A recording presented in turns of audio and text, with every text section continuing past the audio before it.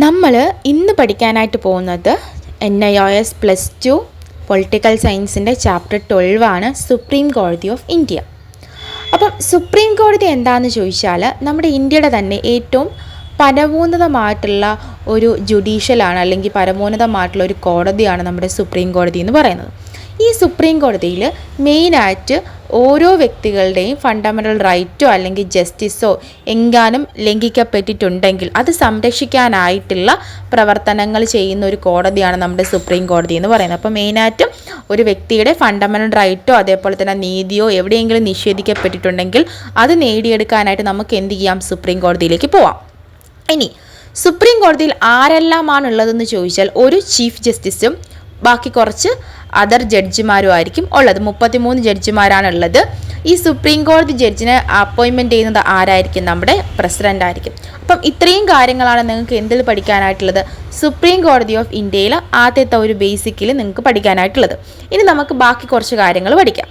അടുത്ത് നമുക്ക് പഠിക്കാനായിട്ടുള്ളത് എന്താണ് സുപ്രീം കോടതിയുടെ പവേഴ്സ്, അതാണ് പഠിക്കാൻ പോകുന്നത്. അപ്പം ഒന്നാമത്തെ പവർ എന്ന് പറയുന്നത് ഒറിജിനൽ ജൂറിസ്ഡിക്ഷൻ, അതായത് കുറച്ച് തർക്ക പരിഹാരങ്ങളാണ്. നമ്മുടെ സ്റ്റേറ്റ് ഗവൺമെൻറ്റും സെൻട്രൽ ഗവൺമെൻറ്റും തമ്മിൽ എന്തെങ്കിലും ഒരു തർക്കങ്ങൾ വരുന്ന സാഹചര്യത്തിൽ എന്ത് ചെയ്യുകയാണ്, നമ്മുടെ സുപ്രീം കോടതി നടുക്ക് നിന്ന് ഇടപെട്ട് ഈ പ്രശ്നങ്ങളെല്ലാം പരിഹരിക്കുകയാണ്. അതാണ് സുപ്രീം കോടതിയുടെ ഒന്നാമതായിട്ടുള്ള ജുഡീഷ്യൽ പവർ എന്ന് പറയുന്നത്. അപ്പം സെൻട്രൽ ഗവൺമെൻറ്റും സ്റ്റേറ്റ് ഗവൺമെൻറ്റോ അല്ലെങ്കിൽ രണ്ട് സ്റ്റേറ്റുകൾ തമ്മിലുള്ള അടിയോ ആരാണ് പരിഹരിക്കുന്നത്? നമ്മുടെ സുപ്രീം കോടതിയാണ് പരിഹരിക്കുന്നത്. ഓക്കെ അല്ലേ? അത് മാത്രമല്ല അപ്പീലേറ്റ് ജൂറിസ്ഡിക്ഷൻ, അതായത് ഹൈക്കോടതിയിൽ നിന്നുള്ള കേസുകളുണ്ടല്ലോ. അപ്പം ഏതെങ്കിലും ഒരു കേസുകൾ ഹൈക്കോടതിയിൽ എടുക്കാൻ പറ്റിയിട്ടില്ല അല്ലെങ്കിൽ നീതി കിട്ടിയിട്ടില്ല എന്നുണ്ടെങ്കിൽ നമുക്ക് എന്ത് ചെയ്യാൻ പറ്റും, ആ കേസുകൾ നേരെ സുപ്രീം കോടതിയിലേക്ക് അയക്കാൻ പറ്റും. അങ്ങനെ സുപ്രീം കോടതിയിലേക്ക് അയച്ച് എന്ത് ചെയ്യാൻ പറ്റും, ആ ഒരു കേസിന് നീതി കിട്ടും.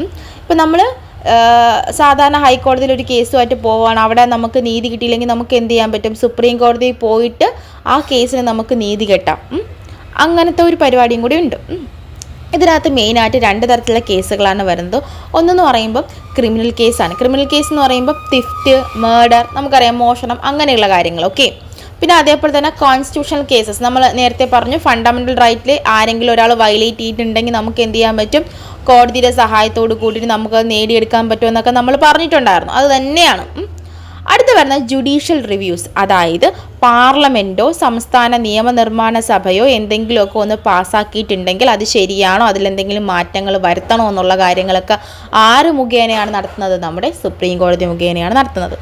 അത് മാത്രമല്ല അഡ്വൈസറി ജൂറിസ്ഡിക്ഷൻ, അതായത് നമ്മളെ പ്രസിഡൻറ്റിന് ലീഗൽ അഡ്വൈസ് അല്ലെങ്കിൽ ലീഗലായിട്ടുള്ള കാര്യങ്ങളിൽ അറിയാനായിട്ട് എന്തെങ്കിലും താല്പര്യമുണ്ടെങ്കിലോ അല്ലെങ്കിൽ അതുമായി ബന്ധപ്പെട്ട് എന്തെങ്കിലും ഉണ്ടെങ്കിൽ നമുക്ക് എന്ത് ചെയ്യാൻ പറ്റും, സുപ്രീം കോടതിയെ സമീപിച്ച് കഴിഞ്ഞാൽ അദ്ദേഹത്തിന് വേണ്ട കാര്യങ്ങൾ എവിടെ നിന്ന് കിട്ടും, സുപ്രീം കോടതിയിൽ നിന്ന് കിട്ടും. ഇത്രയാണ് സുപ്രീം കോടതിയുടെ അകത്ത് വരുന്ന അവരുടെ അപ്പീലേറ്റ് ജൂറിസ്ഡിക്ഷൻസും അതേപോലെ തന്നെ ജുഡീഷ്യൽ റിവ്യൂസും അഡ്വൈസറി സെക്ഷനിലൊക്കെ വരുന്നത്.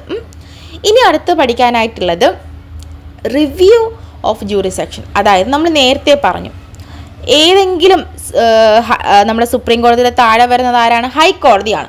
ഈ ഹൈക്കോടതിയുടെ ജഡ്ജ്മെൻറ്റിൽ ഏതെങ്കിലും ജഡ്ജ്മെൻറ്റിൽ എറേഴ്സോ അല്ലെങ്കിൽ എന്തെങ്കിലും വന്നിട്ടുണ്ടെങ്കിൽ നമുക്ക് എന്ത് ചെയ്യാൻ പറ്റും, സുപ്രീം കോടതിയുടെ കീഴിൽ കൊണ്ടുപോയിട്ട് അത് പരിഹരിക്കാനായിട്ടും അതിനനുസരിച്ചുള്ള കാര്യങ്ങൾ ചെയ്യാനായിട്ടും പറ്റും. ഇത്രയാണ് സുപ്രീം കോടതിയുടെ പവേഴ്സ് അല്ലെങ്കിൽ ഫങ്ഷൻസിൻ്റെ അകത്ത് വരുന്നത്. ഇനി അടുത്ത് നാലാമതായിട്ട് നമുക്ക് പഠിക്കാനായിട്ട് പോകുന്നത് എന്താണ് court of record. Court of record എല്ലാ കോടതികളിലും കാണും. അതായത് ഓരോ കോടതികളിലും വാദിച്ച കേസുകളുടെ ഡീറ്റെയിൽസ് ആ കോടതി തന്നെ സൂക്ഷിച്ച് വെക്കാറുണ്ട്. അതിനെയാണ് നമ്മൾ കോർട്ട് ഓഫ് റെക്കോർഡ് എന്ന് പറയുന്നത്. അത് എല്ലാ കോടതികളിലും കാണും.